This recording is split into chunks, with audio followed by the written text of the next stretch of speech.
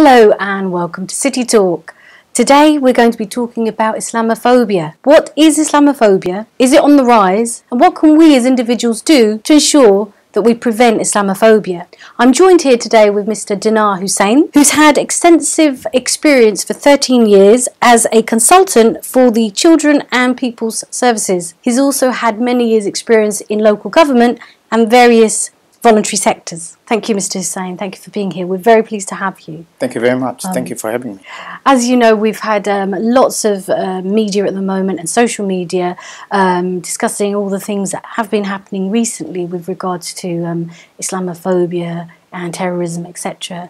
Do you have any opinions on what you've been reading and your thoughts on this? Well, I think what we have seen recently about the Islamophobia is that the significant rise in Islamophobia, but it's nothing new. The concept of Islamophobia has actually been existing since 9/11, and unfortunately I happened to be there when the tragic incident took place and so on. I was in Texas as part of the Youth Justice Board to look at the model of intensive supervision and surveillance program for persistent young offenders that was taking place in Texas, and I duplicated the model in UK. And we experienced that there. We have seen the significant ignorant people, basically. I mean, if you look at Islamophobia and the issue about hate crime, actually they are not very much different from each other. It is a hate crime.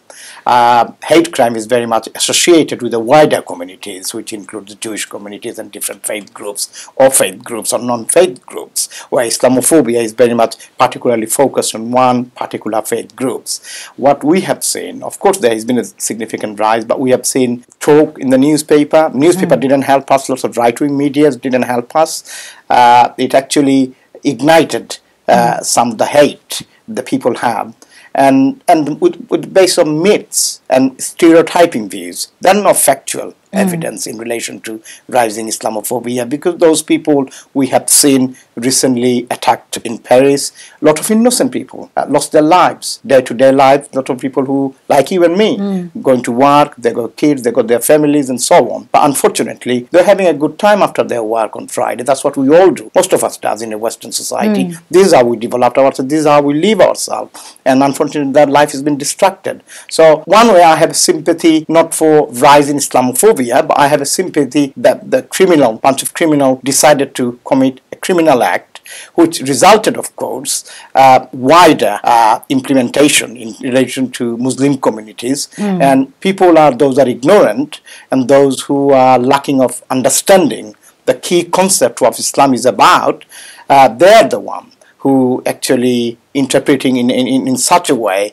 and correlating that particular incident with the religion of Islam. And actually, Islam is about peace, is about solidarity, is about equality, is about making sure that we look after each other, regardless of what religion or not religion they belong to. That is the teaching that we have in Islam. So I think there is a significant rise, and I fear and that it's continue to rise because of the way media playing role, and unfortunately not all politicians, thank God for that, but we have some politicians who has got vicious extreme right-wing opinions, and that doesn't help.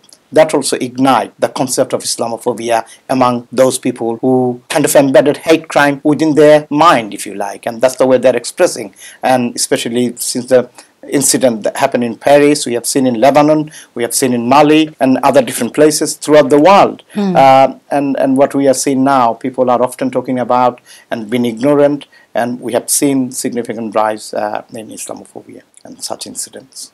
Yes, it does certainly seem to be the case that there have been few attacks here and there in various places in London as well.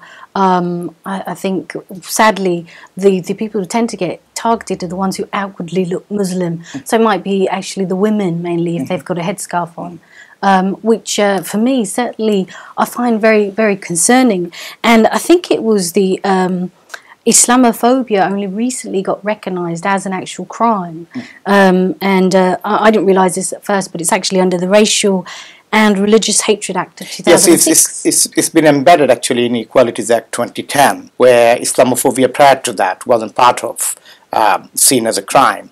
Now it has been embedded after the new act that came came I see. Equalities Act 2010, and that's where it's been embedded. Oh, Yeah. So it is now a crime. It is It's seen now as a a crime, crime, yeah. yes. But you're going back to your point, how do we tackle these issues? And actually, it is a responsibility on Muslim communities to let people aware about what Islam is about, what Muslim religion is about. Those are ignorant people. There will always be ignorant people, regardless of Muslim or non-Muslim, or Bengalis or non-Bengalis, English or non-English. Yeah. In every society or wherever you go, you will find a cohort of ignorant people with their views and very, very negative attitude, and they're preserving this and having a go at people at the right time when they find that kind of opportunity. Unfortunately, the tragic incident in Paris brought Islamophobic incident is on the rise and so on. And you are absolutely right to say lots of vulnerable, if you want to classify that way, people walking on the street,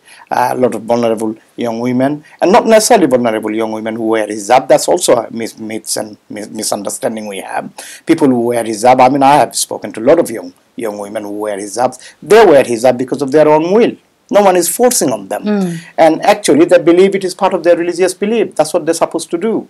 So if someone is attacking because of their religious belief, then exactly this is what Islamophobia is about. That is what the hate crime is about. And thank God it is, and thanks to the government and administration, that it is now seen as a crime. So we have a responsibility as a collective way, a cohesive way, what we need to do, as people always say, united we stand, divided we fall. So we've got to be united on this. And what we need to let people know throughout the whole country, and even including globalization issues, that look, Islam is not about that. Let them aware what Islam is about. We need to have scholars to talk to them what Islam is about. I'm not a scholar, I'm not very good at that, to teach anyone about Islam. But at the same time, what we need to do is to show some tragic incident that recently took place. It's got nothing to do with Islam religion. It's got nothing to do with Muslim religion, because what you saw, the bunch of criminals decided to act in a very stupid and in a very criminal way, and these are criminal acts. How people correlate this incident with religion is because some of them happen to be Muslim. If that's the reason, the rise of Islamophobia, then surely we've got a responsibility to challenge that and tell them that this is not what surely Islam is about. Islam is about peace, it's about solidarity, it's about championing the right of people, regardless of what religion and what background they're from. I think the overall thing is that most people, their values are that, we respect everyone regardless of faith, religion, or faith, religion, or race, or even ethnicity. And I think, from my understanding, we all need to be together and really be aware that this isn't the type of country we want. I mean, Great Britain is great because of its cosmopolitan nature, and I think the more people are aware that we just cannot really judge someone on their religious beliefs. You are absolutely right, and I go along in line with the Prime Minister, what recently said about the British values. He talked about the solidarity, he talked about the democracy, he talks about equalities. There is nothing he said in British values that any Muslim I see can disagree with that. So what we need to do is to embrace the British values, demonstrate ourselves that we are willing to embrace the British values, but at the same time, as I said, you have a significant cohort of ignorant people that you will find, and I think the government also need to be a bit more stronger in relation to dealing with these issues. And I'm sure government is talking about cutting police services in terms of their budgets. How does it help tackling hate crime? How does it help when you go rise in Islamophobia incident and so on? So if you are cutting one way, you are cutting police budget. Another way, you are talking about tackling all sorts of hate crime and Islamophobia and so on. So government needs to be looking at all of that. We need to have a balanced approach. But at the same time, I will request to all the journalists, those who are working, to play a very responsible role actually in this time, the time that we are going through, because a lot of innocent Muslim people are being attacked. In the TV station, we have seen that. It's in the social media, it's in the Twitter. They've been attacked in the TV station, they've been attacked in the TV while they were traveling from home to work and so on. And very, very young people. So what we got to understand is to expose this, show this to the government, and also raise this awareness. And one of the things I think lacking within our communities is how we report this. And that is what a lot of people are not fully aware of. Well, it's a simple thing. If it is a hate crime, if it is Islamophobia, it's a crime. Dial 999. Call the police. Ask for help. Do not wait for that. If you see someone is getting abused because of their religion, regardless of what religion it is, whether it's Islam or Jewish or Christianity or whatever it is, if you see someone is being attacked because of their belief and because of their faith, well, it is a crime. We know that it is a crime. And we also know, as an active citizen, what we're supposed to be doing. What we're supposed to be doing is call 999, call the police and seek for assistance. And I'm hoping the police, and they have, police will respond as soon as possible, and they will get to the culprit. And hopefully, if police force and the government could send some good example of punishing those embracing hate crime, and then I feel that yes, we together, we as a community, the white, non-white, or Muslim or non-Muslim, together we can combat such form of crime. Thank you, Dinar. That was very interesting.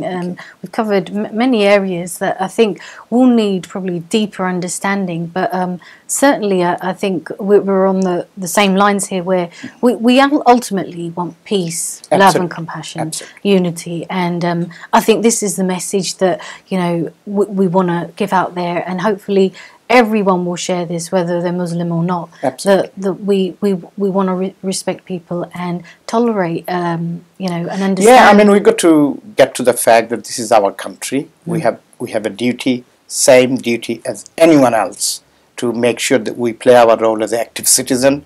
We demonstrate ourselves that we are willing to integrate and embrace the core British values. At the same time, I want government to take a proactive role in tackling this kind of issues. I want our communities to be fully aware of the reporting process and the protocol, how they do that. I want administration to come forward and actually acknowledging that this is happening. I haven't seen very many local authorities, I haven't seen very many institutions actually coming forward and talking about it. But if you look at Jeremy Corbyn, for example, the Labour Party leader, who recently said in his statement, he actually said to all his MPs and all his activists, go to the local mosque, visit the local mosque and show solidarity. And I think this is a very good message coming from a big opposition leader.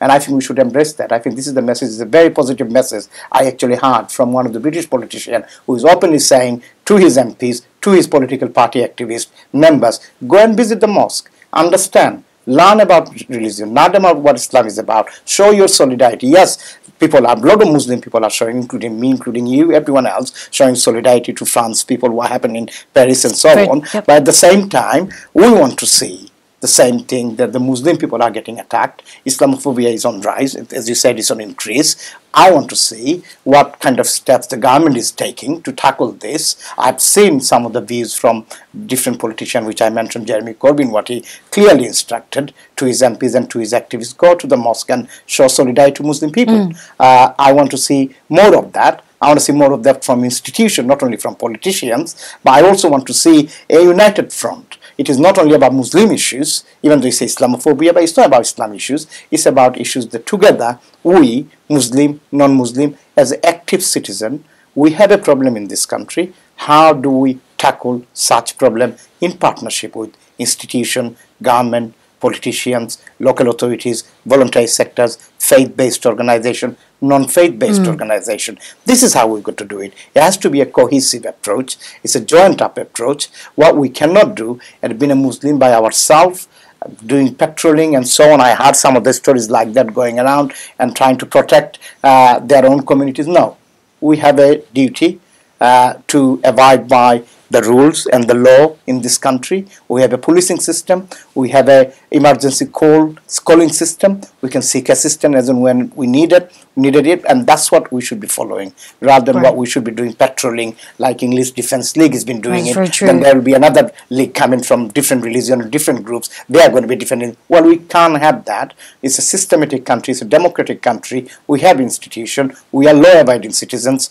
We've got to follow exactly what the law says. Thank you. I think that sounds a brilliant point to end on. Thank you very much. So thank you for that. So hopefully viewers out there, you've heard what Dinar has said and advised, and as you know, Islamophobia is now a crime. So if you do feel that you see people having trouble and you yourself are having trouble, then obviously call 999, and let's hope that we can all work together to stamp down on this.